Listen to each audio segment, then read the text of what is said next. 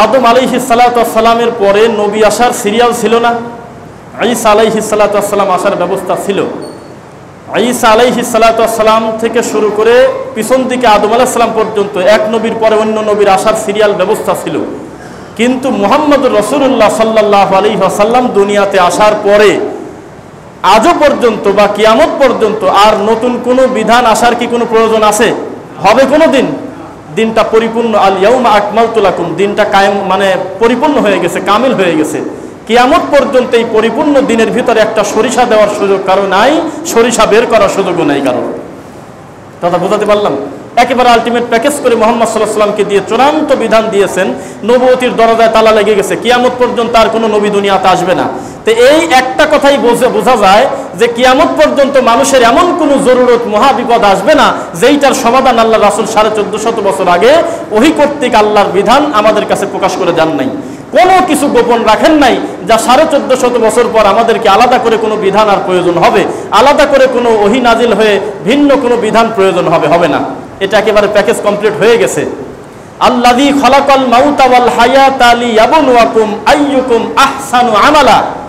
খালি পরেই খালি আমলই করে রাতে মানে সূরা মুলক, কিন্তু কি বোঝাতে চাচ্ছে আল্লাহ এই অনুভূতিটা ভিতরে না থাকার কারণে, ডিপলি কম্প্রিহেনশন না থাকার কারণে বুঝতে পারতেছে না। আমাদের দেশে বেশিরভাগ মানুষের কাছে আমলের খুব দাম, আমলের খুব দাম, এতই দাম যে খালি রাকাত সংখ্যা বাড়া যাচ্ছে, খালি নেও ওকায় আমি 100, ওকায় আমি 120, বসেই আসি পড়তে থাকো সমানে। প্রতিটা মানুষের কাছে আমলের খুব দাম, কিন্তু এইটা নিতে হবে মুহাম্মদ সাল্লাল্লাহু আলাইহি ওয়াসাল্লামের নীতিতে, এইটা মানুষ বুঝতে পারে নাই।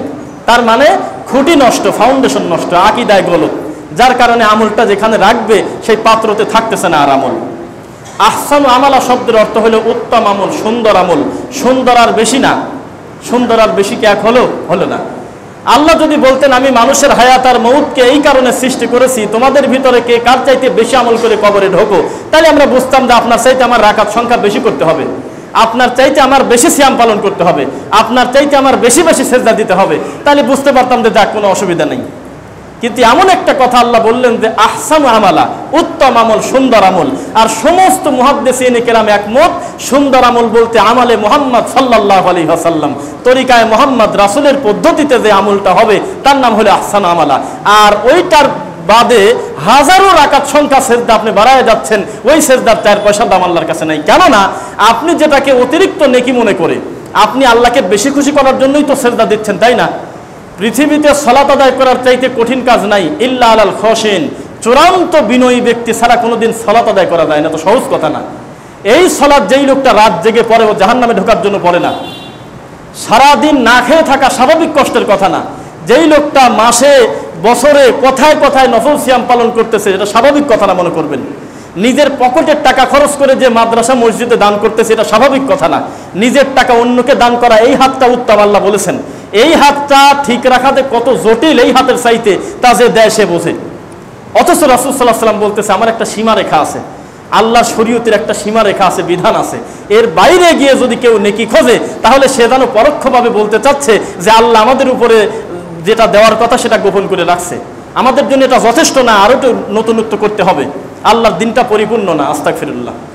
সুতরাং কারো কি জানা আছে? ইংরেজি বাংলা তো সবই কম বেশি জানি। এটা কি মাসের কোন দিন চলতেছে কারো জানা আছে? মুহাররম মাসের আজকে 1 তারিখ। কথা কি বুঝতে পারলেন? আলহামদুলিল্লাহ, 1 তারিখ। তো আল্লাহ বলতেছে ইন্না ইদ্দাতাশ শুহুরি ইনদাল্লাহি 12 শাহরান ফি কিতাবিল্লাহ ইয়াউমা খালাকাস সামাওয়াতি ওয়াল আরদ।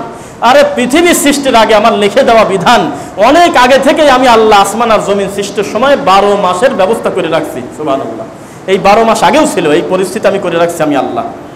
এর ভিতরে আরবাআতুন হুরুম যালিকা দ্বীনুল কাইয়্যিম, এটা নির্দিষ্ট করে দেওয়া দিনে একেবারে প্রতিষ্ঠিত বিশেষ সম্মানিত 4টা মাস আছে। কথা মনে থাকবে, 4টা বিশেষ মাস আছে। তার 3টা হলো ধারাবাহিক আর একটা হলো ধারাবাহিক ছাড়া, জিলকদ, জিলহজ, মুহাররম, আর একটা হলো রজব। মনে থাকবে কথা। তার ভিতরে সম্মানী মাসের ভিতরে আমরা আছি। ইউকাফফারু সানাতাল মাদিয়া, ইউকাফফারু মানে কাফফারা হয়ে গেল, সানাতা 1 বছরের, মাজি মানে অতীতকাল, 1 বছরের, গত 1 বছরের পাপ আল্লাহ ক্ষমা করে দেন একটা সিয়াম পালন করলে।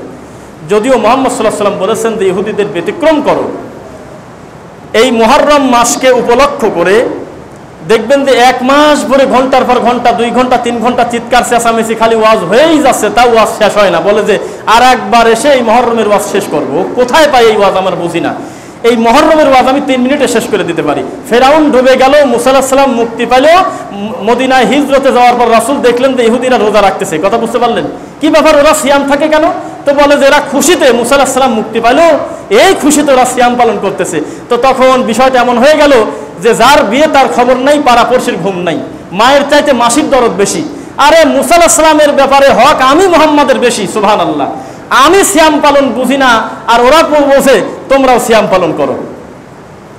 9, 10, 10, 11 কোনো অসুবিধা নাই, তাদের ব্যতিক্রম। আপনি 2টা সিয়াম পালন করবেন, 1 বছরের অতীতের গুনাহ আল্লাহ ক্ষমা করে দেবেন। ইউকাফফারু সালাতাল মাদিয়া, আল্লাহ অতীতের 1 বছরের গুনাহ মাফ করে দেবেন। শেষ, কোনো ওয়াজ নাই আর সহিহ সনদে।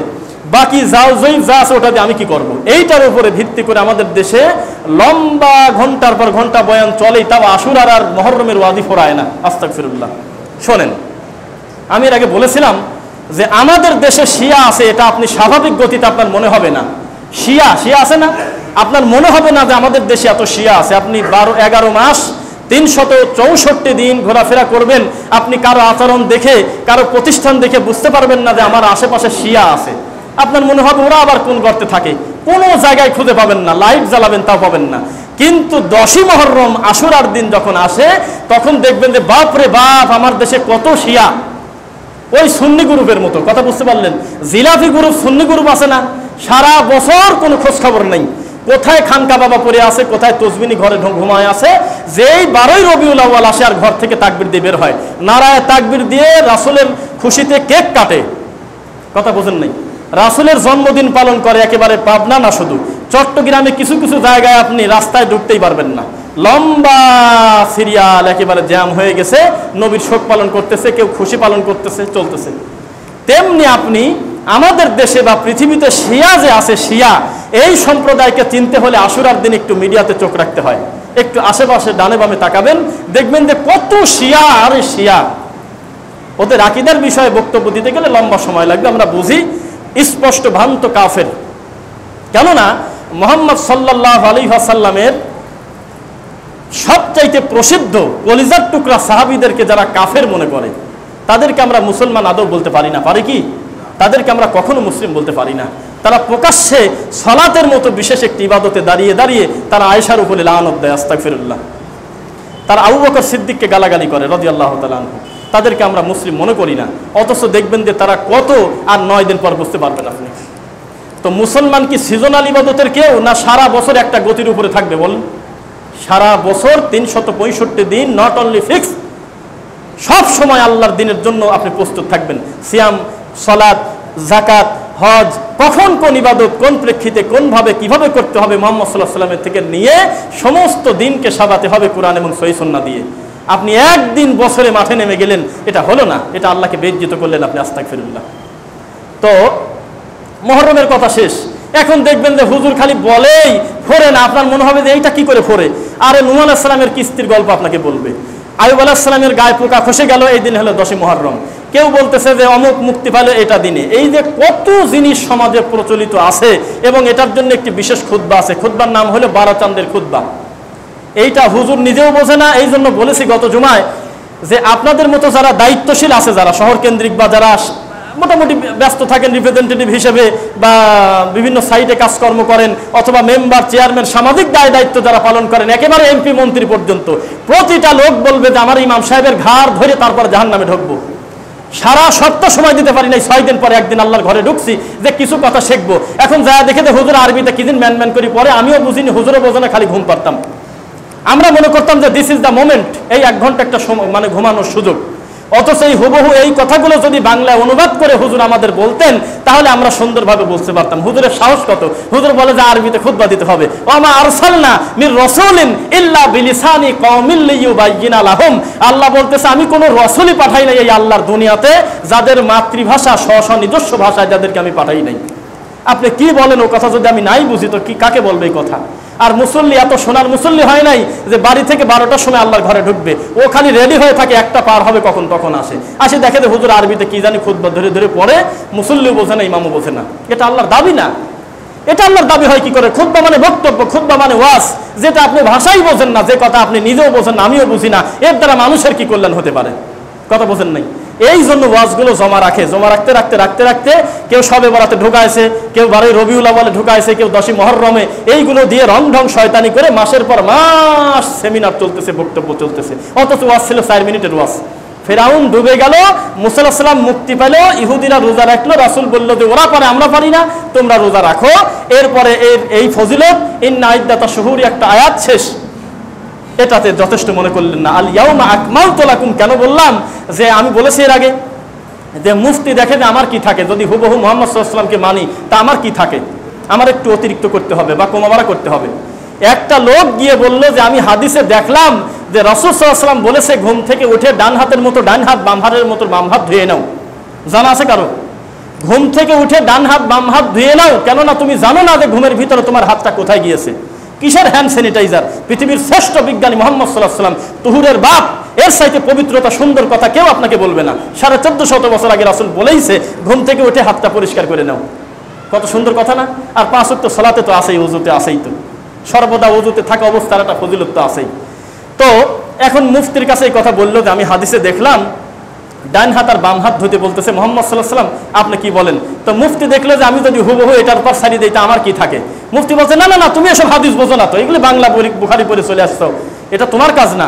এটা হলো লুঙ্গি পরে থাকলে ধোয়া লাগবে, আর রাত্রের বেলার ঘুম হওয়া লাগবে, দিনের বেলার ঘুম হলে ধোয়ার দরকার নেই।